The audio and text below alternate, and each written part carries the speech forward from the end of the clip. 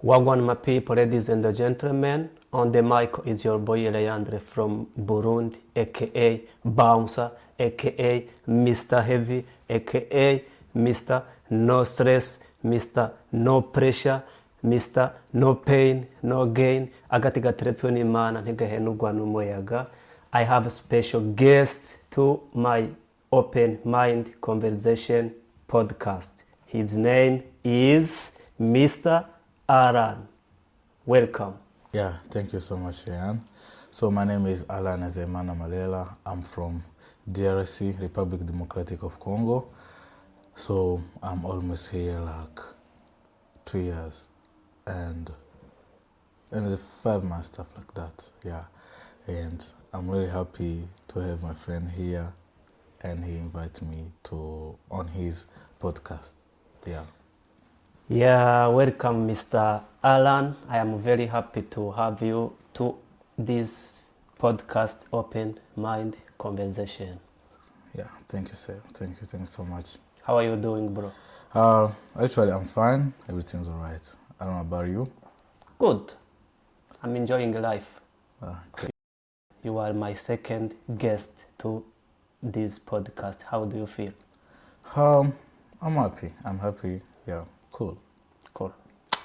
I'm happy too. This is Open Mind Conversation. Here, for example, Croatian. Your little bit short life. How is Congo? How is Croatia? Yeah, for real, like in Croatia, it's one of the safety country. So, yeah, I'm really happy. I'm feel free. I'm feel safe. Yeah. Yeah, but you know, like Congo is unsafe because about the war, stuff like that. Yeah. He's one of the first person that forced me to learn Croatian language. That's why now we are going to mix language, because I want to try to communicate this language, to practice, and I think we will have enough experience in this podcast to exchange. Prvo, dobrodošli u moj podcast. Mislim, ova je moja vremena za pokušati govoriti ovaj jezik. Ja ne znam, ali ja znam ti si najbolje u hrvatskoj jezik. Kako ide? A meni ide super, sve u redu. Da, malo po malo, lagano, da. Lagano? Da. Ti si najbolji. Hvala ti. Kako ide život? Meni tu sve u redu, učim, ovako radim malo, da, i treniram, da. Polako, malo po malo, da, i sve, bit će super, da. Ja želim pitati kako ti učiš hrvatski jezik? Često slušam glazbu i gledam kao na primjer seriju ili filmovi, ali titlovi su na hrvatski jezik. Kao na primjer film je na engleski ili francuski jezik, ali titlovi se piše na hrvatski jezik. Govori da ovaj jezik je jako teško. Kako vidiš ovaj jezik? Mogu kaži, svaki jezik je teži, ali treba samo želji. Da, ako nemaš želje ne možeš učiti ništa. Može se reći da kao na primjer, meni ne mi bilo da je, ali treba želje i daj vremena i pitaj tvoj mozak i srce da li voliš učiti taj jezik. Da. Ali ako ne želiš, onda ne možeš, nema šanse. Da. Da, ti misliš da ljudi da ne želi učiti ovaj jezik, ima problema, kako vidiš ovaj? Da, mogu kaži, ima neki koji nema želje, jer ima ljudi koji mogu kao na primjer, kao na primjer tečaj na večer i oni se kao na primjer kada sam naučio ponekad da sam imao kao ovako, idem u školu, kao imam praksa, stvar kao ovako radimo, da na večer imamo hrvatski jezik. I kad idem tamo, da, umoran sam, ali moram učiti, jer to je nešto koje želim. Da ga bolje pričati hrvatski jezik, da ga bolje se komunicirati sa ljudima koji živi tu. I onda, ali ima neki koji mogu kaži, bio sam na posao, ne mogu doći danas na tečaj. Bio sam gdje, svi smo umorni, ali želimo. I naša kao učiteljica isto, ona imala kao u škola za moje dijete i došla je na tečaj, umorna je, ali ona zna da ima ljudi koji žele učiti hrvatski jezik. I to su neki obaveze. Da, to je zašto treba da ga zna da to je tvoje obaveze i da želiš. Ako ne želi, onda ne možeš.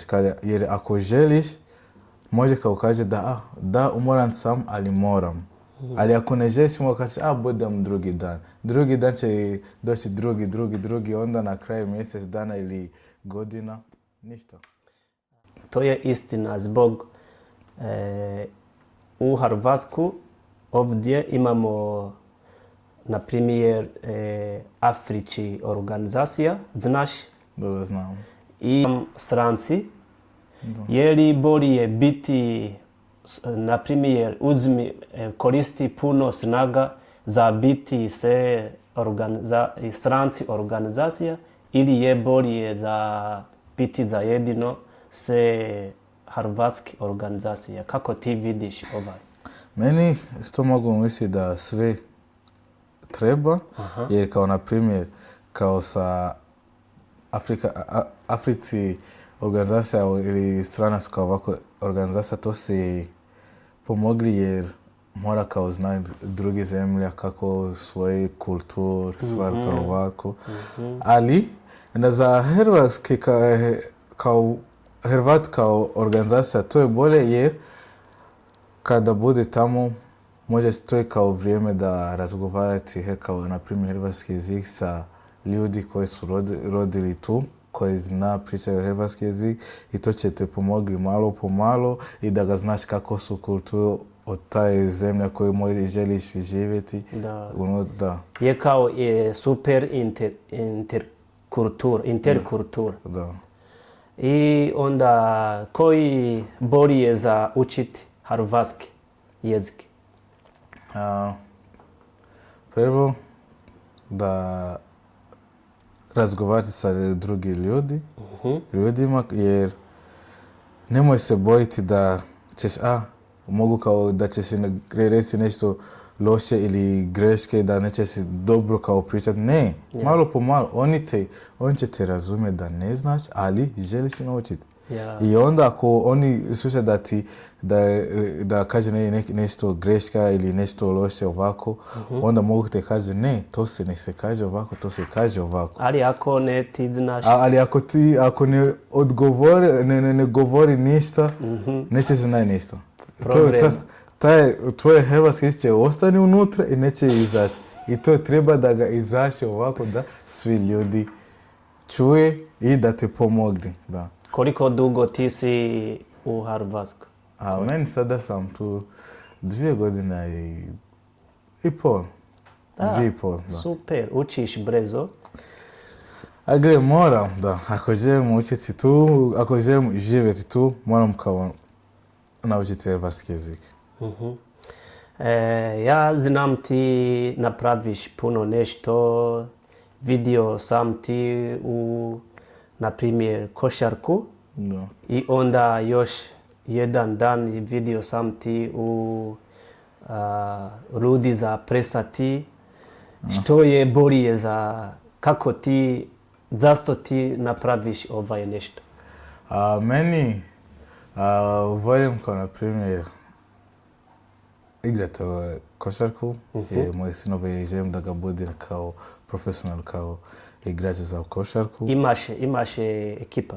Da, imam sam klub koji se zove Novi Zagreb. Novi Zagreb. Da, KK Novi Zagreb.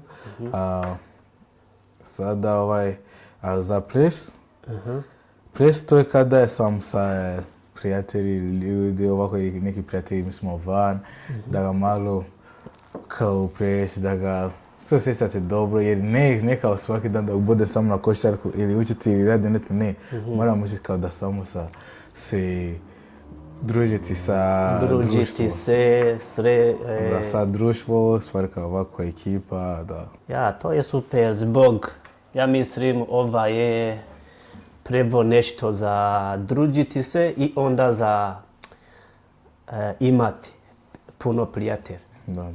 Misliš imati prijatelj u životu je bolje, zbog ja znam puno ljudi da kaže oni ne želi imati puno prijatelji. Kako vidiš ovaj?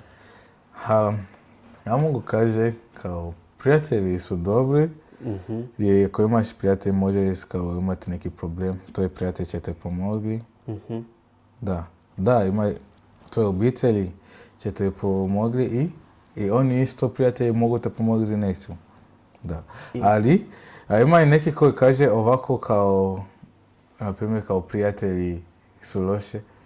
To je kada se poznati sa lošim ljudi. Da.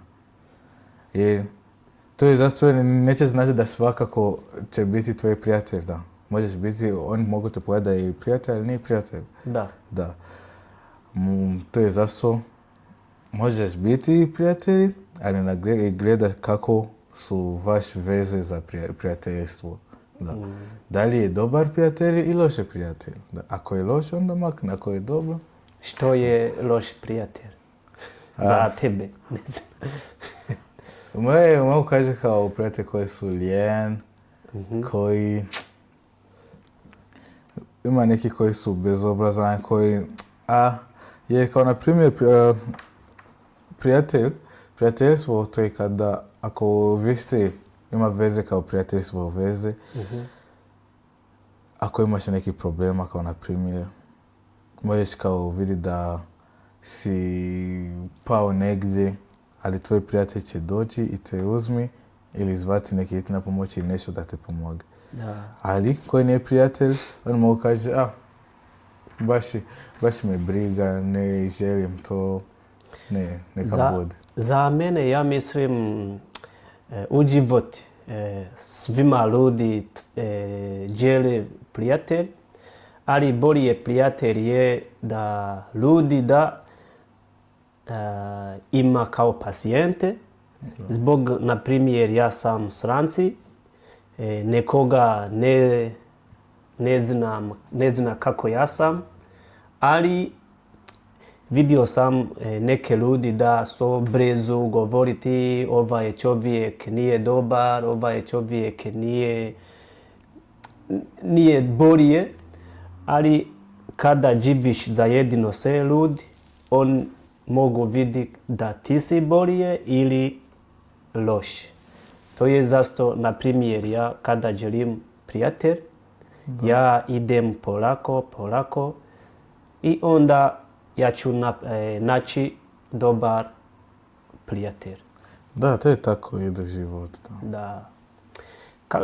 Što možeš reći, na primjer, stranci ili Hrvati? Meni kaže samo kao ljudi, kao primjer stranci, da ga bude strpljivo, dobre, veseli i sretni, da.